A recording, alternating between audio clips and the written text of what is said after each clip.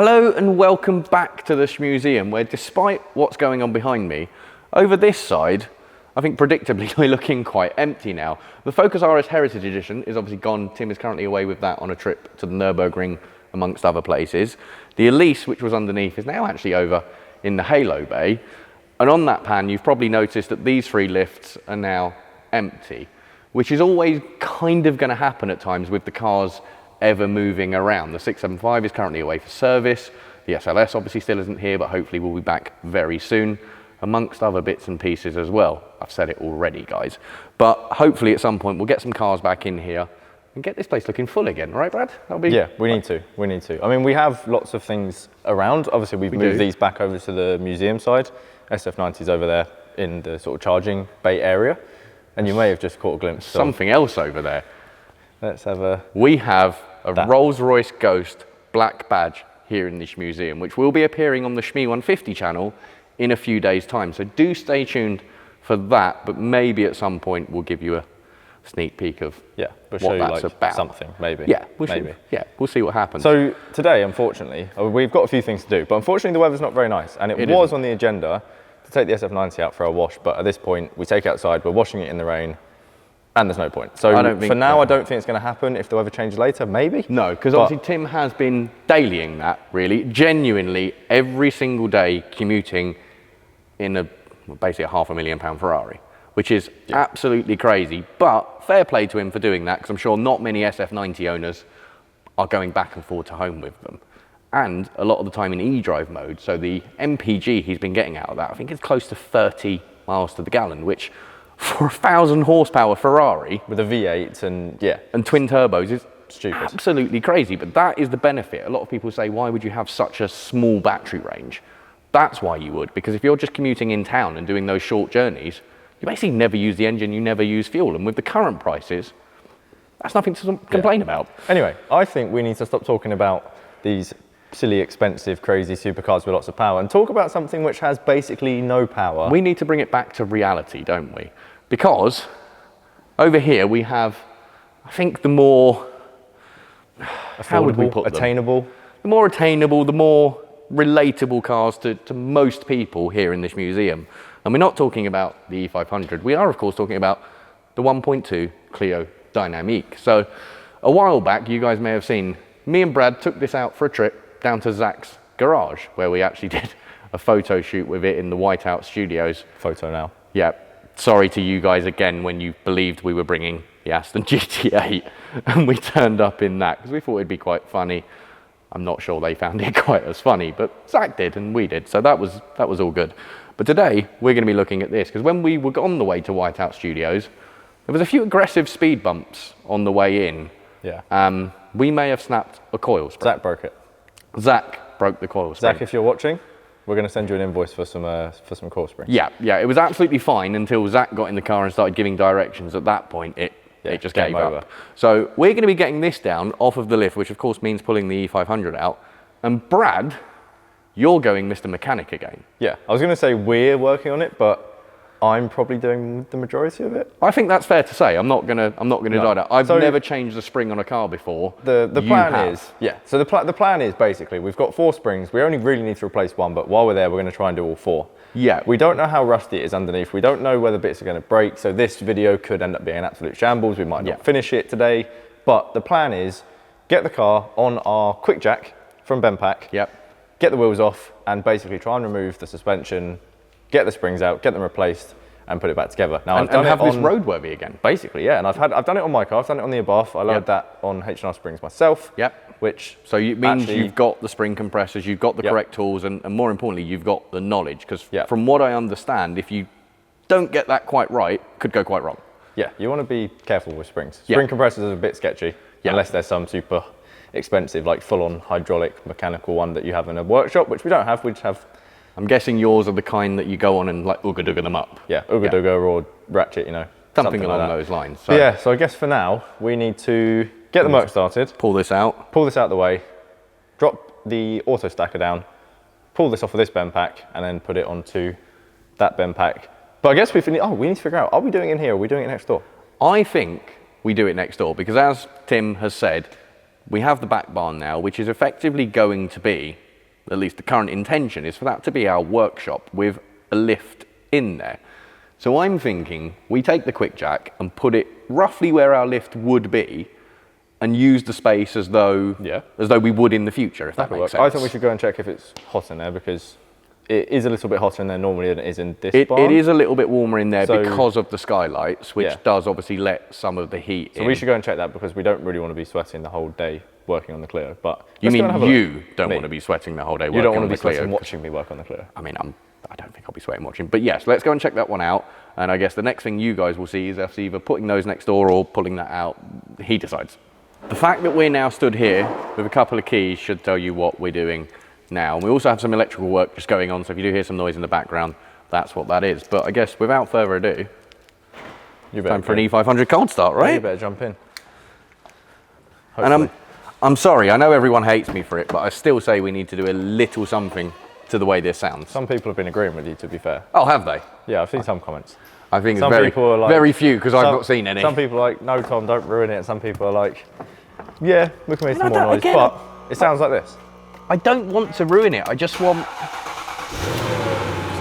just a little bit more. I just find that you can only hear noise from the front. You don't hear anything from the back. There you go, and that's what I want, is so that you hear that lovely V8 rumble at the back. Anyway, I'm going to stop waffling and let's get this out. Here we go, Clio down off the BendPak. We just raised it up off the locks. So easy. It is. I love these things. I really do. They're brilliant. Sorry about the beeping, but yeah, genuinely really, really good. Comes down nicely. Got go-kart down here just next to it, and then time to pull this out. And I guess run it next door with QuickJacks and start working. I tell you what, let's put the QuickJack in the boot. Can we fit it? Maybe then drive it all next door to save us carrying it. Maybe in the back of the E500. That might be what we have to do. Shout! Use that as a bit of a van to get them over there. Shout! I mean, that is why we've got it, right? Literally. And we do still need to stick the rear plate back on this because it fell off some time ago and we've never stuck it back on. And truth be told, I don't actually know where it is. It was probably in the boot. Yeah, maybe. But it's fine for now. Anyway, let's get a cold start of the Clio. If it starts. Of course it starts. So again, this used to live on a CTEC smart charger, as does all of the cars here in this museum. And it's got a new battery? But ever since no, this one doesn't. Okay. That's the V6. V6, so, I don't know if we did this one as well. Ever since this came back from Zach's, it hasn't been on a smart charger. I'm still confident it will start. Moment of truth. Didn't even struggle. Don't take your foot off the clutch, we're in reverse. Just. Didn't even struggle. Yeah, literally didn't reverse. Didn't reverse? It's early. Let's get this next door, come on. You can tell it's earlier than it normally is, guys. Yeah.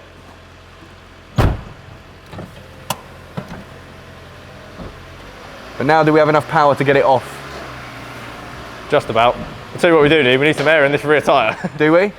A little bit, yeah. Okay, good to know. We'll do that as well.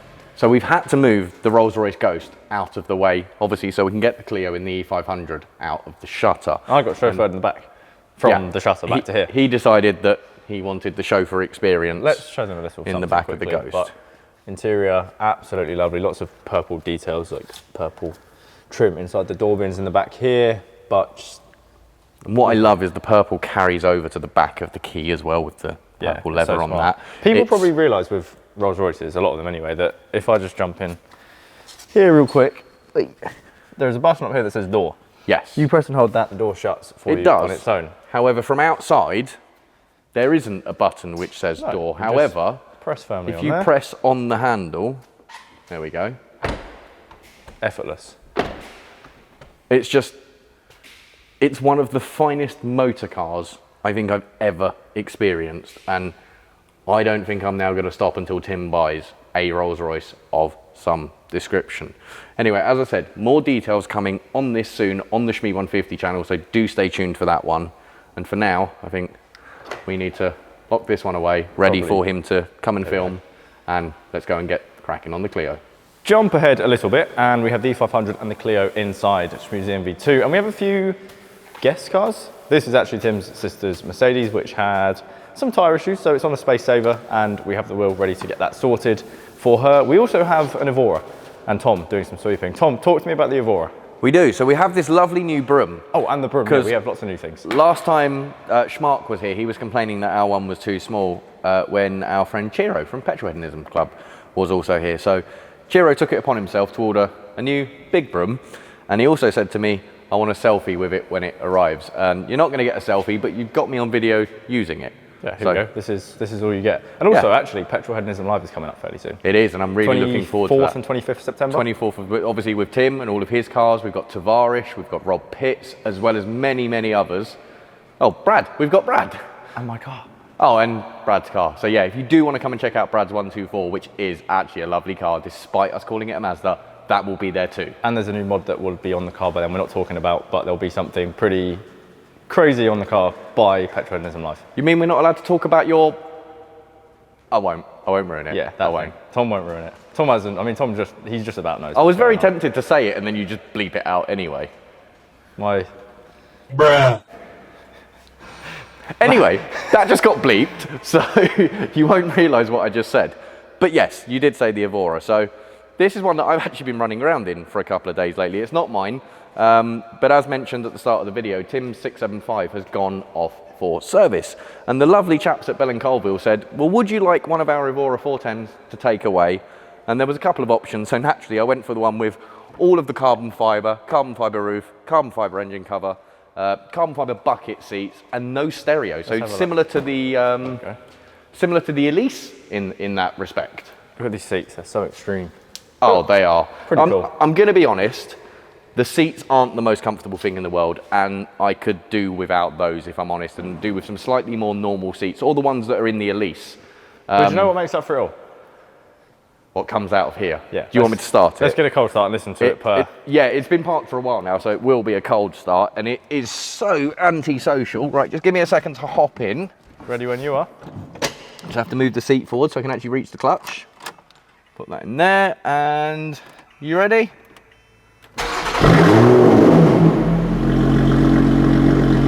How good does that sound? That's good, isn't it? It's cold, but I can give it a little bit. That's all you're getting, and that sounds ridiculous. At some point when it's warm, if it's still here, we'll give them some proper noise. Yeah, because you need to hear it properly. It is ridiculous. And it makes me really, really, really excited. Makes me really excited for the upcoming Emira, because obviously it's kind of the same engine, very similar platform, but actually more usable, more comfortable. So yeah, really looking forward to that one. Anyway, I guess we need to leave this, and we've got a Clio to work on, so let's go. Let's go and work on the Clio. Alrighty, so as you will see, we have our lines in place running back to the motor for the BendPak Auto Stacker. This one is in place, ready to be slotted under, and if we come back over here, Brad is, oh, you're just getting this one under. Working. Just need to double check where the jacking points are on this properly. And can I just say, it took us far longer than it should have done to set these up initially. Yeah. But now, 3 minutes and they're in place, ready to go. So let's say we would do it on my car again. I know obviously where my jacking points are. I know exactly how these have to go in, what blocks we have to use, which obviously is the medium ones. Yep. That would be 3 minutes, 5 minutes max to get it under. Get them under, get them lined up, connect everything up, connect that to the mains, which we still haven't done. And it makes me think we did something wrong last time. I mean, we know we were just being cautious and we were taking our time. It's the whole setup. It's actually going through, bleeding the system. Yeah. Checking everything's right, adding the fluid, which we obviously didn't Whereas now, all we've had to do is connect the lines, attach that, plug it in, and put these under and good to go. Good to go, yeah. So just need to double check where our jacking points are, because I don't actually know where they are on this, and then we can, I guess, crack on. Okay, so you'll find the jacking points. I'm going to put myself down here on this chair, I suspect, and supervise. Yep, that works. No, I'm going to watch you. And then we'll cut, hopefully, to a clip of this in midair. I just ruined now, sneezing. Bless you. Thanks. We are now at the stage, jacks are in place, and we are pretty much ready to go. Now, the centre caps have come off here, which actually requires a tool very similar to the tool for opening the Hurricane STO bonnet and, Cofango and engine cover. Are you comparing the Hurricane STO Cofango key to the Renault Clio centre cap key? Are you telling me it's not similar? Similar kind of thing. I'm not saying it's the same, but to get to something behind or underneath, you have to use a key to get there, which, to get the wheels off, which is actually quite clever, I guess, at the time, because that would have, I mean, it wouldn't have prevented theft, but it certainly would have deterred people if, you know, if they don't have this special key, which we actually have two of. Yeah, which is good. We tried to find them, which was a bit difficult, but we've got them. And that means we can now loosen the bolts. Here you go. Lift it up in the air, and then try and change the springs. Where are your spring compressors? Somewhere around here. They are somewhere in here. I think they're over that side. Somewhere over here. Well, the springs are over there, so I'm guessing they're somewhere in that direction. Yeah, so next step, loosen crack the wheel nuts. Yeah, crack the nuts, raise it up, and then wheels off. You take one side, I'll take the other? Yeah, if we have 2 breaker bars. Okay, let's go. Okay, so I've got the controller for the BendPak QuickJack. Almost called it an auto stacker, which it definitely isn't, but wheels are all cracked and we're basically ready to go. So take the controller, press and hold up, ramps come up, connect to the side sills of the car, and then we keep going up past their lock points. A bit higher, there we go. That's locked into that side, locked into this side, and then you just press and hold down basically just to let it sit back onto the locks. All good? All good, great success. Excuse if you can hear any birds. There's some birds currently on the roof. Crows or something flying around. That's in the air. Just gonna check that we're happy with how secure it is, which I'm fairly confident that we are. We're all good. Just the shake test, which is always a bit sketch, but I'm pretty happy with that. So, wheels off, open the bonnet up, and we can start removing struts on the front, and then doing the rear, which we have a video. We found videos of front and rear, which is gonna make my life a lot easier. Yeah, let's replace some springs on the Clio 1.2. A few moments later. We've got a progress update, right, Brad? Yeah, what are we, 45 minutes, an hour in? Somewhere in that ballpark. Does my face say everything? Kind of does. Well, so I guess I'm gonna need to come around here great progress. and have a look. We have a wheel off. But that's it. We have some WD-40 on the floor. That's it. That is all. And yeah, that's all. Go on. That is literally all. Talk us through. The issue we have. I just lost you there, but talk us through what's going on. The issue we have, let me get a bit of light in here. Where are we? There you go. Everything's quite rusty, as you can probably see. Yeah. And putting sockets on doesn't really work. Once you do get a socket on, they just spin, and then you have to go for a smaller size and hammer it on. And this side, I've had no luck with at all. The other side, I actually have a tiny bit of luck. Okay. Which isn't much, but I've managed to get this top bolt here to spin. Okay, so you've managed to loosen that one off. Loosen it, but I have to then hammer a 17mm socket onto this side. It should be an 18. Right. And it still spins and won't come off. So we're currently in a bit of a predicament of like, that's it, you take a seat, get comfy. Yep. What do we do next? I mean, you say that like you're not sat down as well. Oh, I know. The predicament we have is what do we do next? Because it is so rusty. So basically, the long story short is you've kind of got as far as you can with the tools and the equipment we have. I could sit here for hours basically just damaging the tools because there's so much rust. Yeah, we can use a wire brush and try and wire some of it off. We can try and angle grind some of the rust off, etc. But it will literally take us hours and hours and hours, and we'll be here today, tomorrow.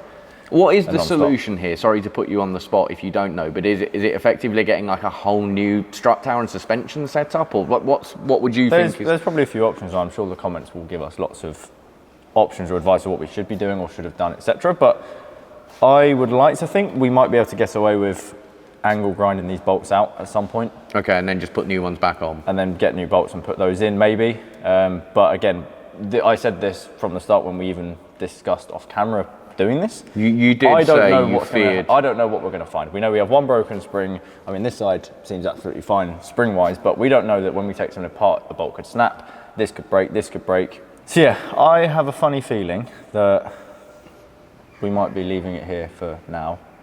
Okay, well, I have some good news for you, sir. Okay. Speaking of Clios, okay, we happen to have another one. We do. Are we continuing the Clio theme in some way? Yeah, I think we are, because I got a phone call from John at Godleman's. Okay. And then a photo from John at Godleman's. Oh. There may be an acid yellow Clio V6. So we should... Not that far away. We should probably go and have a look and see that. I think we should go and take a drive, go and check out the colour on the Clio, and maybe give these guys a little sneak peek. And also, I thought you were looking at this. You're pointing at the Merc. I was like, what? But yeah. No, sorry. We'll show you. Yeah.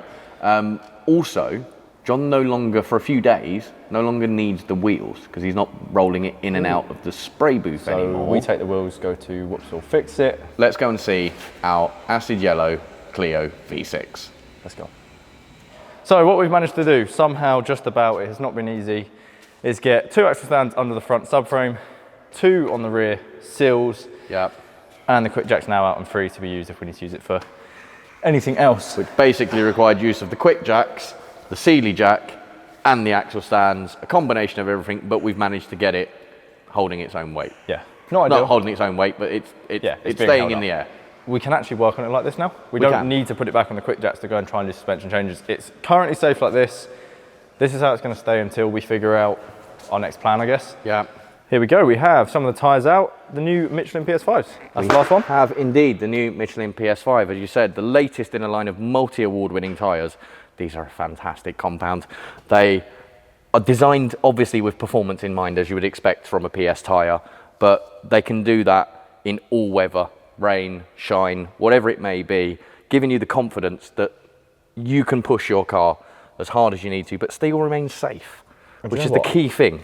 They look lovely. Look at these sidewalls. Yeah. Oh, they are so gorgeous. The Michelin design of sidewall now is absolutely lovely. I mean, we've seen it with the Cup 2Rs on the GT Black series, and now with these. And this is, you know, this isn't a Cup 2R. This is just a regular tyre. Yeah. You know, it's a performance tyre, but that sidewall, it's like it's lovely. Feel it. It's like almost. It's velvety. Yeah, I don't know what to call it, but it's so nice. It is absolutely gorgeous. The little details. I just put in here. Look. Yeah. Michelin just written just in one of the tread. And you've got the really easy to find tread wear markers there as well. So absolutely fantastic tyre, and I'm so glad we've got these to go on the little Clio V6. Speaking of which, we need to load up these into the Cupra and head over to go and see it. So I'm going to you grab those, I'll grab this one, and we can go down to the Cupra, which we pulled inside. I haven't had it inside here in a little while. It's been being used. We've got our, we've got Tim's lovely Hello Kitty blanket. That is definitely Tim's. Yeah, 100% Tim's. Now we need to figure out, can we fit 4 tyres, 1 wheel end tyre, and then 4 wheels into the Cupra? Of course, because we're going to take the wheel from Tim's sister's Mercedes over to the guys at Whoops as well to let them have a look at it, just to see if there is any damage to the rim, etc., or whether we could just slap a new tyre straight on. So, yeah, I think it will be fine. My bet, I'm going to say it's going to be fine. Cupra, you got this. Let's go. Just remembered that Tom and myself took the GT8 out for a little trip, so we're going to really quickly rewind back to that. You'll see exactly what we did, and then we come back to present day and get cracking on with whatever you've just been watching. So let's go. We're going for a ride in the GT8 and you have a box. I said, do you want to come for a ride in the GT8, and you jumped out of your seat and you said, yes, I'm on the way. Yeah. Let's go. Sorry Tim, editing can hold for now. We have V8 noises to make. Yes, well, it's twofold. This is at the point where it hasn't been driven in a little while and it needs a run just to make sure everything's all good, and that's how things break down, right? When you don't use them. Actually, you said there's 2 cars. How did you make the decision to not pick the C63? Like, the C63 and the GT8 they both need a run. It's a tough choice between the two. However, the honest answer is I'd have to move this one to get that one down anyway. So we'll just take this one. Okay, anyway, back to the box. We have a box of, do we tell them what's in it or do we just wait? Probably. Okay, in here are the seat belts for the Clio V6, which we kind of didn't take over to Dub when we took the steering wheel and the gear gator. We didn't forget. We were just trying to figure out exactly what we were going to do with them, whether we were just going to clean them up or whether we were going to do something a little bit funky with them. And I think I've decided we're going to do something a little bit funky with them. So we're going to get these over to Dub along with the other bits. And yeah, you'll see what's happening with them too. Basically, lunch run in the GT8, goes to Dub Customs, life's good. I think we could do a cheeky Nando's along the way, yeah. C-Tech Smart Charger unplugged. We've got the CS1 on the GT8 and cold start time.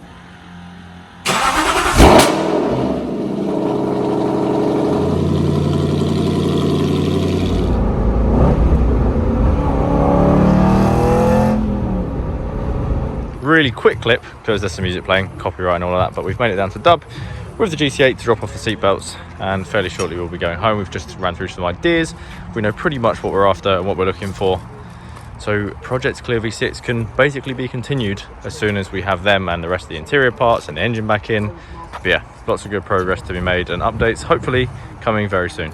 Before we leave Dub, I can't not come over here. The original Clio 1.2, Tim's first car, is right there. I can't not show you this. But anyway, we have nanos to get, so see you Clio, we're going to get food.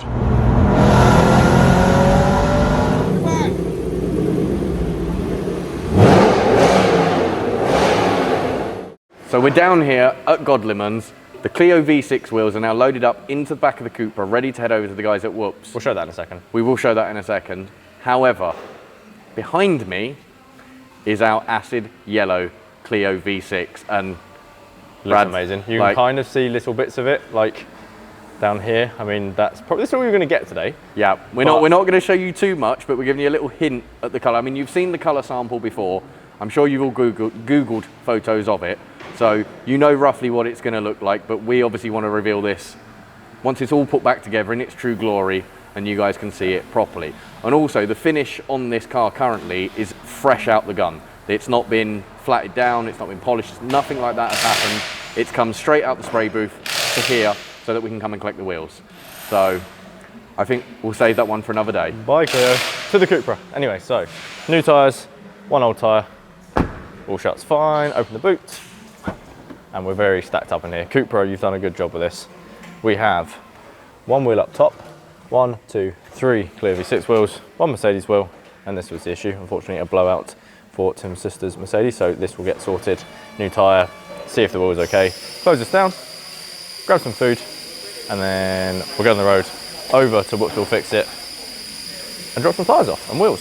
So you join us down here at Whoops Will Fix It, a very familiar place, and I was going to say it's quite busy out here today. Yeah, we have this lovely old SL. We've got McLaren GT sat here. Yep. We've got a lovely Ferrari inside, which we'll go and have a look at in a minute. But it's cars and pandemonium everywhere. It's busiest I've seen it here in a while, so that's always good. Yeah, this is nuts. You go that way. I'm going to come around through. Okay. Here is inside. Simon's come out to help us, and we now have everything inside basically. It's all here. 4 V6 wheels, 4 new PS5s, and a Mercedes wheel. Yeah. So the guys are going to check this one out, see if there's any damage and get a new tyre on that one for us. And then obviously they're going to do the refurb on these. And we've decided that we're going to go Mercury Chrome. We're not going to go too OEM. It's still a silver finish, but it's that lovely classy finish. It's the same as what we did on the Aston V8 Vantage, Roadster, and the Mercedes SLS. So I think Mercury Chrome over a grey or black base is going to look lovely on these, and it's going to go really well with the new paintwork. And then obviously, once again, the wonderful Pilot Sport 5s, which are going to they're going to transform the car. They really are. It's going to drive even better with these on. So another cool thing. Yeah. These wheels, I know these wheels. They are Bath wheels, of course you know them. They are from my friends 124. So you really know them? Yeah, really know them. They're from my friends 124. We won't say too much, but you know, a little whoops happened, and now he's here. Whoops will fix it to fix it. So I mean, it's all in the name, right? Exactly. So you join us on the road in the Cupra, where just ahead of us we actually have a lovely AMG GT 4-door. Did I get that right? Yeah, GT63S, isn't it? GT63S. GT 4-door. Okay. Lovely car. Absolutely gorgeous lovely car. So we are making smooth progress back towards the Shmuseum. Actually, for once, we're not sat in traffic on the M25, which I think is quite amazing. Don't say that. Sorry, I've cursed. Say it now, and then we'll get 5 minutes down the road and then standstill. So if we do, you'll see that. That's when Brad's going to insert one of those 2 seconds later clips, and then we're not moving. Yeah, maybe. No, fingers crossed we're okay. Fingers crossed that doesn't happen, and we have a smooth journey back, and we will see you guys there. Jump ahead, there was no traffic, which is actually good. Now, we're back in the Shmuseum with the lovely Ghost, which, I mean, it's currently not going anywhere. It's just sitting there. Today has been an eventful day, I think. Tom, give me a nod if you agree. Tom doesn't have a mic right now. Don't worry about that. Not that aggressive. So we're back in the Shmuseum. The Clio is next door with the E500, with Tim's sister's car, with the Evora. I mean, 3 of them have wheels on, 1 of them doesn't, but we'll get back on the Clio fixing project at some point. I don't know when, I don't know how. I think we need to get an angle grinder and just straight through a bolt, something like that. And if not, we'll do a full suspension change and maybe just, you know, we've got some, have we shown some of the modifications, Tom, for the V6? You know what I'm talking about, just Tom doesn't know. There might be some lovely parts for the Clio V6 that we have. Maybe we should get some for the old Clio too, the 1.2. Who knows? Yeah, so that didn't quite go as planned, but we did get to go and have a sneak preview of the V6 and take the wheels over to Whoops. And I think that's pretty much it. SF90 we need to clean still, so maybe tomorrow we'll do that. Just trust us. Tim, the SF90 will be clean the next time you see it. Hopefully. Anyway, I think we will call it a day. We're gonna go home and chill out and clean ourselves up because I'm covered in dirt and rust from the Clio. Hope you guys have enjoyed the video, and yeah, thank you for watching. Until next time.